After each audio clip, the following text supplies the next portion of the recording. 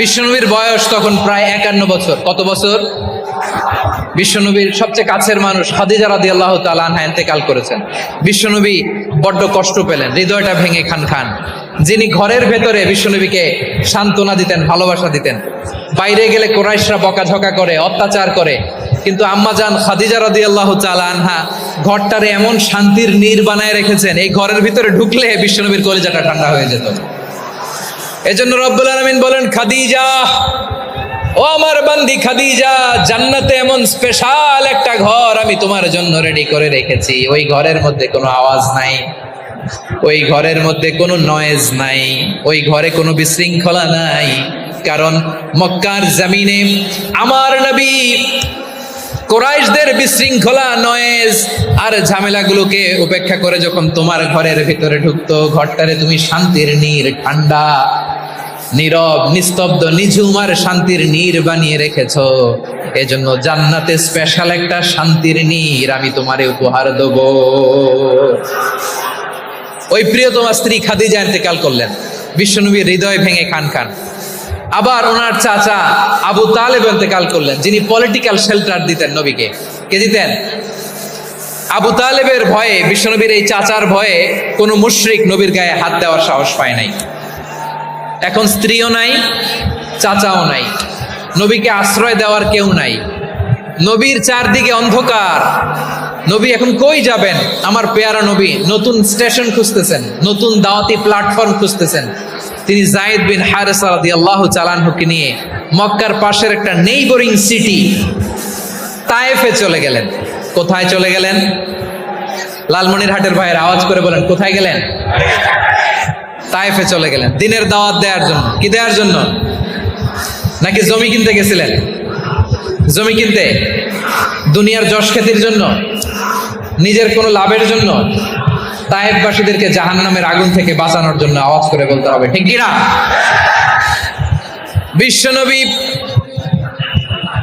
বিশাল মরুপথ, পাহাড়ি পথ পাড়ি দিয়ে তায়েফের মরুজমিনে গেলেন কোরআনের দাওয়াত নিয়ে, ইমানের দাওয়াত নিয়ে। কিন্তু তায়েফের লোকেরা বিশ্বনবীর দাওয়াতকে শুধু প্রত্যাখ্যান করেই থামে নাই, তারা বিশ্বনবীর সাথে অত্যন্ত খারাপ আচরণ করেছে। বিশ্বনবীকে শারীরিকভাবে হেনস্থা করেছে, আমার নবীকে শারীরিকভাবে অত্যাচার করেছে, আমার পেয়ারা নবীর গায়ে পাথর মেরেছে, বিশ্বনবীর গা বেয়ে ঝরঝর করে রক্ত ঝরেছে, নবী জামিনের মধ্যে লুটিয়ে পড়েছেন, আবার মেরেছে, আবার নবী হাঁটতে শুরু করলেন, পেছন থেকে আবার মেরেছে, আবার নবী রক্তাক্ত হয়ে জামিনের মধ্যে লুটিয়ে পড়লেন, আবার মেরেছে। বিশ্বনবীর মতো এত সুশ্রী মানব, বিশ্বনবীর মতো এত শুভ্র মানব, বিশ্বনবীর মতো এমন চমৎকার দেহাবয়ব দিয়ে রব্বুল আলামিন কাউকে বানান নাই। এরকম চমৎকার মানুষটাকে তারা তায়েফের ওই জমিনে রক্তাক্ত করেছে। বিশ্বনবী দুনিয়ার কোনো স্বার্থের জন্য সেখানে যান নাই, নিজের কোনো লাভের জন্য, প্রাপ্তির জন্য যান নাই, তায়েফবাসীদের জাহান্নামের আগুন থেকে বাঁচাতে গিয়েছেন। ঠিক কিনা বলে? খেয়ে না খেয়ে দিন প্রচারের কাজে নিজেকে দিয়েছ বিলিয়ে, তায়েফের কাফিরেরা চিনল না সে আলো, দুষ্ট ছেলেদের পিছু দিল লেলিয়ে, পাথরের আঘাতে ক্ষত বিক্ষত হয়ে সারা শরীর থেকে রক্ত ঝরে। হে রাসূল তোমাকে ভুলি আমি কেমন করে, হে রাসূল তোমাকে ভুলি আমি কেমন করে। পারেন না আপনারা? ধরুন আমার সাথে, হাজার ব্যথা বেদনার পরে ফিরে আসনি তুমি আপন ঘরে, দিনের আলো তুমি ছড়িয়ে দিতে চলে গেলে মদিনায় মক্কা ছেড়ে। হে রাসূল তোমাকে ভুলি আমি কেমন করে, হে রাসূল তোমাকে ভুলি আমি কেমন করে। ঠিক কিনা বলে? প্রিয় ভাইরা, তায়েফের ছেলেরা নবীকে রক্তাক্ত করলো। আমার নবী কই যাবে? কই যাবে? মক্কায় জায়গা নাই, তায়েফে জায়গা নাই। তায়েফ থেকে ভারাক্রান্ত মন নিয়ে আমার নবী মক্কায় ফিরে আসলেন। বিশ্বনবী মক্কায় ঢুকতে পারেন না। মক্কার মরুভূমির দিকে তাকিয়ে, উপত্যকার দিকে তাকিয়ে বিশ্বনবী ধা ধা করে কাঁদেন, ঝরঝর করে। নবীর চেহারা মোবারক থেকে চোখের পানিগুলো বেয়ে বেয়ে পড়ে। আমার জন্মস্থান, আমার শৈশব, কৈশোর, যৌবন কেটেছে এই মক্কায়। আমার এলাকায় আমি ঢুকতে পারি না। বিশ্বনবী মক্কার অনতি দূরে দাঁড়িয়ে জায়েদকে পাঠালেন, জায়েদ যাও, দেখো কেউ আমাকে সাপোর্ট করার মতো আছে কিনা, যাও অমুকের কাছে যাও। জায়েদ গেলেন, তারাও প্রত্যাখ্যান করে ফিরিয়ে দেয়। বিশ্বনবী বললেন যাও অমুক লোকের কাছে যাও, তিনিও প্রত্যাখ্যান করে ফিরিয়ে দিলেন। কেউ বিশ্বনবীকে আশ্রয় দিতে রাজি হয় না। নিজ জন্মভূমি হইতে বিতাড়িত বিশ্বনবী, সর্বশেষ বিশ্বনবী বললেন যাও মুতঈম ইবনে আদির ঘরে যাও। মুতঈম ইবনে আদি মুশরিক, তার কাছে যাও। গেলেন, মুতঈম ইবনে আদি রাজি হয়ে গেল। সুবহানাল্লাহ বলেন। দেখেন, অনেক বিপদের সময়ও আমি নিজে সাক্ষী, সামাজিকভাবে, রাজনৈতিকভাবে কত ঝঞ্ঝা, কত ষড়যন্ত্র, কত কনস্পাইরেসি পাড়ি দিয়ে আমাদেরকে সামনে এগিয়ে যেতে হয়। এই শত্রুদের ভেতরেও একজনকে দাঁড় করিয়ে দেয় যে আল্লাহর কোরআনের জন্য রেডি হয়ে যায়। করেন সুবহানাল্লাহ। মুতঈম ইবনে আদি, আল্লাহ তার মনকে নরম করে দিলেন। মুতঈম বলে, মুহাম্মদ আমি তোমাকে আশ্রয় দিব। তার দুই ছেলেকে পাঠালেন, যাও খোলা তলোয়ার নিয়ে, স্কট দিয়ে, গার্ড অফ অনার দিয়ে মোহাম্মদকে মক্কায় ঢুকাও, আর বলো আমি আমান দেব। আমান কি দিব? আমান মানে সিকিউরিটি, নিরাপত্তা। সিকিউরিটি ছাড়া, আমান দেওয়া ছাড়া কেউ থাকতে পারতো না মক্কায়। দুই ছেলে বিষ্ণু ইসা ইসলামকে নিয়ে আসলো। নবী কাবার চারদিকে তাওয়াফ করলেন, নামাজ পড়লেন। আবু জাহেল, উতবা, শাইবা, ওয়ালিদ ইবনে মুগিরা সবাই দেখে, কেউ কিছু করতে পারে না। কারণ মুতঈম ইবনে আদি ঘোষণা দিয়েছেন, আমি মুহাম্মদকে আমান দিয়েছি, মুহাম্মদের গায়ে যেন কেউ স্পর্শ না করে। আওয়াজ করে পড়েন সুবহানাল্লাহ। নবীর এই বিপদকালে মুহূর্তে মুতঈমের হৃদয়টারে নরম করে দিল কে? হাটের ভাইয়েরা বলেন, এই মুতঈম কি মুসলিম ছিল না মুশরিক? সবাই বলতে হবে মুসলিম না মুশরিক? তাহলে মুশরিকের কাছ থেকে নবী পলিটিক্যাল অ্যাসাইলাম, আধুনিক রাষ্ট্রবিজ্ঞানের ভাষায় পলিটিক্যাল অ্যাসাইলাম, যেটাকে বলে রাজনৈতিক আশ্রয়, ওনার আমান বা নিরাপত্তার এই ঘোষণায় তিনি মক্কায় ঢুকলেন। যতদিন নিরাপত্তা ছিল ছিলেন।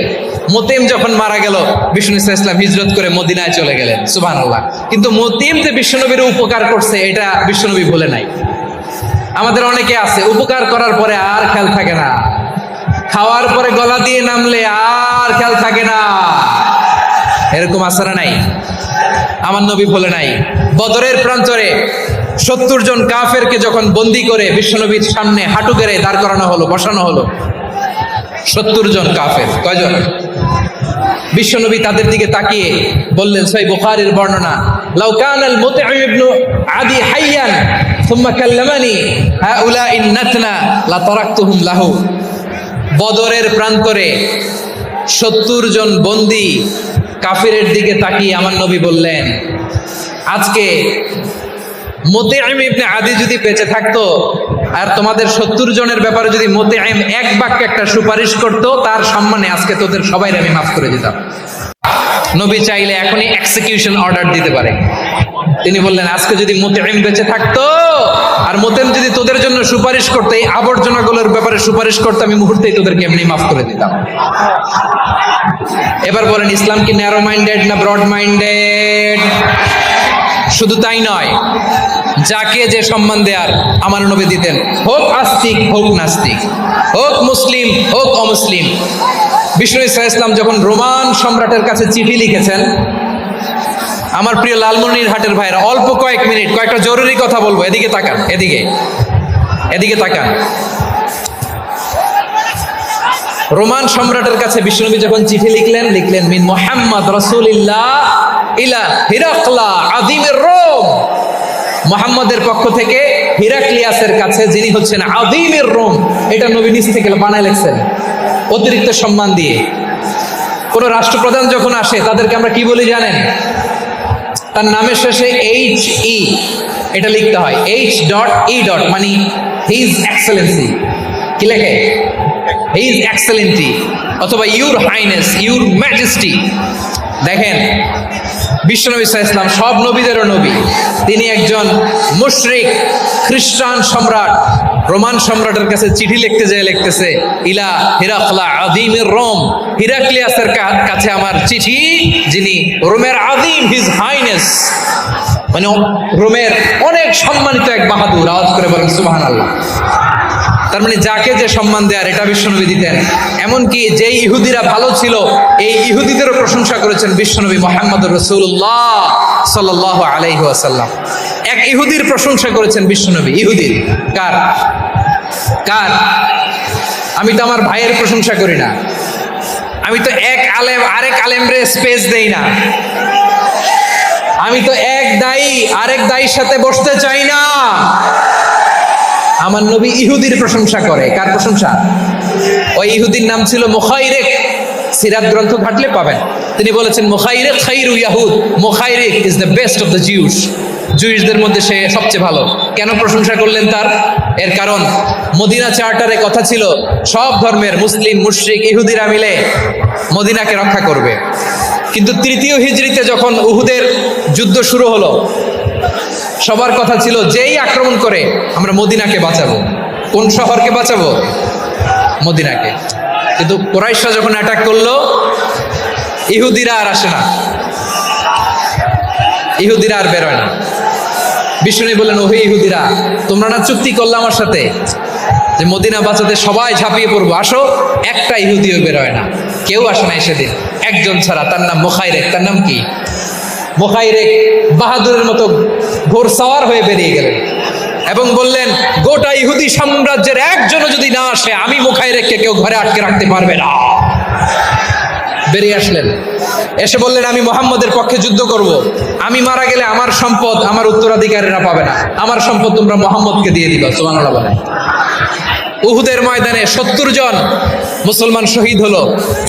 এই ইহুদি সেও মুসলমানের পক্ষে যুদ্ধ করে নিহত হলো। সুবহানাল্লাহ বলেন। মুসলিমদের লাশ যখন নিয়ে আসা হলো, এই মুখাইরিকের লাশও নিয়ে আসা হলো। মুসলিমদের লাশের পাশে মুখাইরিকের লাশ দেখে বিশ্বনবী মুখাইরিকের প্রতি অনেক খুশি হলেন।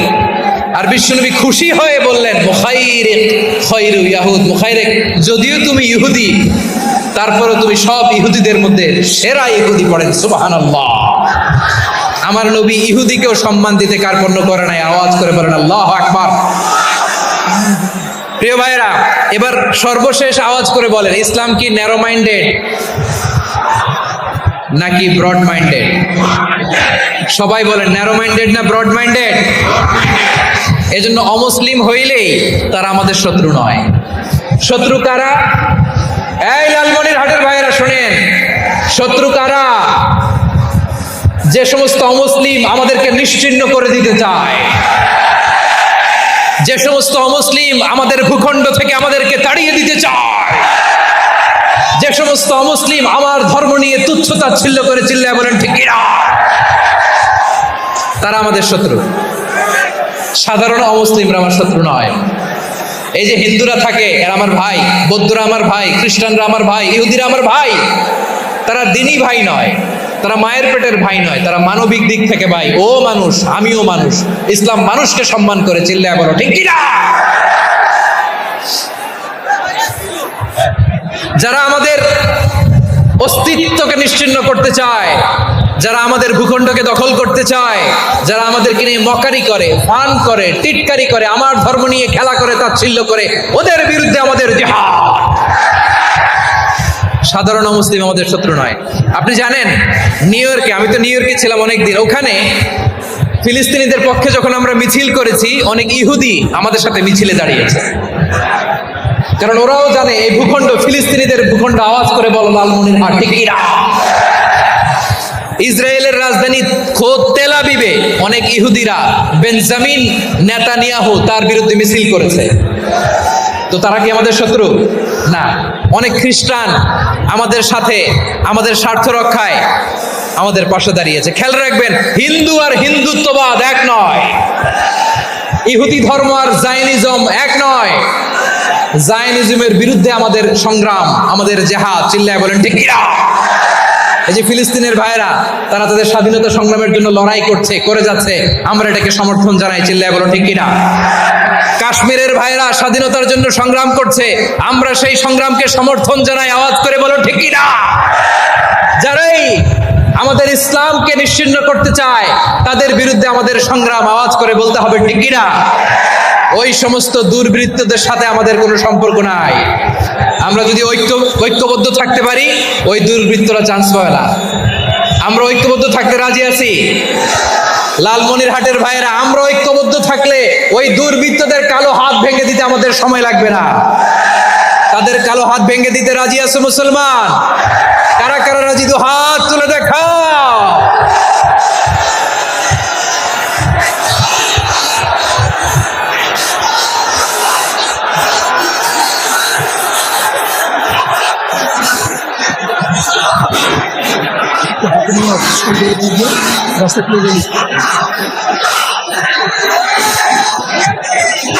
আমার প্রাণ প্রিয় লালমনিরহাটের ভাইয়েরা, শত্রু কাফের আর অশত্রু কাফের মধ্যে পার্থক্য আছে না নাই? আবু তালেব মুশরিক, আবু জাহেল মুশরিক, কিন্তু দুই মুশরিকে পার্থক্য আছে না নাই? আবু তালেব নবীর চাচা, মুশরিক, মারা গিয়েছে মুশরিক অবস্থায়, কিন্তু আজীবন আমার নবীকে আগলে রেখেছে, আমার নবীকে সাপোর্ট করেছে, ভালোবেসেছে। আবু জাহেল মুশরিক, মারা গিয়েছে মুশরিক হিসেবে, আজীবন আমার নবীর বিরুদ্ধাচরণ করেছে। আবু জাহেলের শক্তি, সামর্থ্য, স্ট্র্যাটেজি, প্ল্যান সব আমার নবীর বিরুদ্ধে ছিল। আবু জাহেলের কারণে একটা দিন শান্তিতে আমার নবী মক্কায় ঘুমাতে পারে নাই। চিল্লায় বলেন ঠিক কিনা? এজন্য রব্বুল আলামিন বলেন, লা ইয়ানহাকুমুল্লাহু আনিল্লাযীনা লাম ইউকাতিলুকুম ফিদ-দীন ওয়া লাম ইউখরিজুকুম মিন দিয়ারিকুম আন তাবাররুহুম ওয়া তুকসিতু ইলাইহিম ইন্নাল্লাহা ইউহিব্বুল মুকসিতিন।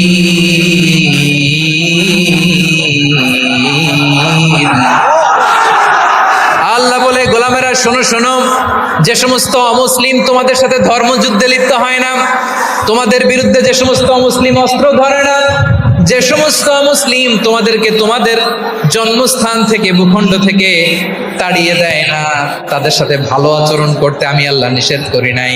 তাদের সাথে সদাচরণে কোনো নিষেধাজ্ঞা নাই, বরং তাদের সাথে সদাচরণ করো, এটাই আমি আল্লাহ চাই। তাহলে আমার যে অমুসলিমরা আমাদের সাথে শত্রুতা করে না, তুচ্ছতাচ্ছিল্য করে না, আমাদের ভূমি থেকে আমাদেরকে উচ্ছেদ করতে চায় না, আমাদের বিরুদ্ধে অস্ত্র ধরে না, ওই অমুসলিম ভাইদের সাথে আমাদের কোনো দ্বন্দ্ব আছে? কোনো বিরোধ আছে? বরং আছে ভালোবাসা। বরং আছে কি? এই ভালোবাসা দিয়ে আমরা বিশ্ব জয় করব। রাজি আছে মুসলমান? আমাদের পুঁজি ভালোবাসা। আমাদের পুঁজি কি? এবার আওয়াজ করে বলেন, আমার এই পুরো আলোচনা থেকে the religious coexistence, peaceful coexistence, শান্তিপূর্ণ সহাবস্থান, কমিউনাল হারমোনি, এই সাম্প্রদায়িক সম্প্রীতি, এই আলোচনা থেকে কি বুঝলেন? ইসলাম কি ন্যারো মাইন্ডেড না ব্রড মাইন্ডেড? এই ব্রড মাইন্ডেড হৃদয় নিয়ে, ভালোবাসা দিয়ে আমরা বিশ্ব জয় করতে চাই। রাজি আছেন? আল্লাহ কবুল করুক, আমরা সবাই পড়ি আমিন। লালমনিরহাটের জেলা স্টেডিয়ামে আমার প্রিয় মায়েরা, বোনেরা, আপনাদের জন্য একটা হাদিস বলে শেষ করব। বিশ্বনবী বলেন, আমার মায়েরা খেয়াল করে শুনুন, বিশ্বনবী আপনাদের উদ্দেশ্য করে বলেন, আল মারআতু ইযা সাল্লাত খামসাহা ওয়া সামাত শাহরাহা হাফিজাত ফুরুজাহা আতাআত বা'লাহা ফালতাদখুল মিন আইয়ি আবওয়াবিল জান্নাতি শাআত। বিশ্বনবী বলেন, ও রমণীরা, ও নারীরা, যে সমস্ত নারী এই চারটা কাজ করবে, এই চারটা কাজের গ্যারান্টি দিবে, তাদেরকে জান্নাতের 8টা দরজার গ্যারান্টি দেয়া হবে। কি চারটা কাজ? 1 নাম্বার, আল মারআতু ইযা সাল্লাত খামসাহা, যে নারী 5 ওয়াক্ত নামাজ পড়ে। কি করে? জেলা স্টেডিয়ামে অবস্থানরত আমার নারীরা, বোনেরা, বিশ্বনবী আপনাদেরকে 4টা কাজের কথা বলেছেন, খুব বেশি না। 4টা করলে 8 জান্নাতের দরজা সব খোলা। কোনটা দিয়ে যাবেন? যেটা দিয়ে মনে চায়। 1 নাম্বার 5 ওয়াক্ত নামাজ। আমার বোনেরা জোহরের নামাজ পড়তে পড়তে এটা আসরে নিয়ে যায়, আসর পড়তে পড়তে এটা মাগরিবে নিয়ে যায়। এরকম আসরা নাই? লালমনিরহাটে হয়তো নাই। আমার বোনেরা এটা করবেন না। ইন্নাস সালাতা কানাত আলাল মুমিনিনা কিতাবাম মাওকুতা, সময় মতো পড়বেন। সামাত শাহরা, রমাদানের রোজাগুলো রাখবেন। হাফিজাত ফুরুজাহা, যে নারী তার চরিত্রকে হেফাজত করে, তার প্রাইভেট হেফাজত করে, তার লজ্জাস্থান হেফাজত করে। ও মায়েরা, আপনার এই গর্ভ যে কত দামি আপনি জানেন না। আপনার এই গর্ভ থেকে জন্মাবে আগামী সালাহুদ্দিন আল আইয়ুবী। আপনার গর্ভ থেকেই জন্মাবে ইমাম আল মাহদি আল মুনতাদা। আপনার পেট থেকে জন্মাবে আবু সাইদের মতো বীর সৈনিক। আপনার পেট থেকে জন্মাবে মুগ্ধের মতো বীর মুজাহিদ। আপনি জানেন না কে আসবে আপনার পেট থেকে। সময়টাকে কাজে লাগান, ইসলামকে বোঝেন, মানেন, আমাদের ইসলামিক লেকচারগুলো শোনেন। আমরা যে বার্তাগুলো, ইনস্ট্রাকশনগুলো, দিক নির্দেশনাগুলো আপনাদের খেদমতে রাখি, এগুলো মেনে চলুন। আপনিই পারেন আপনার ঘরটাকে জান্নাতের টুকরা বানাতে। একটা family, it's a very big institution and you are the MD, the managing director of this institution. চিল্লায় বলেন ঠিক কিনা? চাইলেই পারেন ঘরটারে জান্নাতের টুকরা বানাতে। 5 ওয়াক্ত সালাত, রমাদানের রোজা, নিজের চরিত্রের হেফাজত, ও আতাআত বালাহা, স্বামীর আনুগত্য। এটাতে অনেকে ভুল করে থাকে। হায় রে আমার বোনেরা, স্বামীর আনুগত্যকে এটা নিজের অপমান মনে করবেন না। আপনার স্বামী আপনার সবচেয়ে বড় গার্ডিয়ান, তিনি আপনার সবচেয়ে ভালো চায়। নারী কখনো গার্ডিয়ানশিপের বাইরে থাকতে পারে না। হয় আপনি বাবার গার্ডিয়ানশিপের ভেতরে, বাপ না থাকলে ভাই আপনার গার্ডিয়ান, ভাই না থাকলে চাচা গার্ডিয়ান, বিয়ের পরে আপনার স্বামী আপনার গার্ডিয়ান। শরিয়া সম্মত স্বামীর আদেশগুলো আপনি মেনে চলবেন, কিন্তু শরিয়া বিরুদ্ধ কোনো আদেশ মানতে আপনি বাধ্য নয়। আওয়াজ করে বলুন সবাই ঠিক কিনা? এই 4টা কাজ যদি কোনো নারী করে, বিশ্বনবী বলেন জান্নাতের 8টা দরজা খোলা, তোমার যেটা দিয়ে মনে চায় সেটা দিয়ে জান্নাতে তুমি এন্ট্রি নিতে পারবা।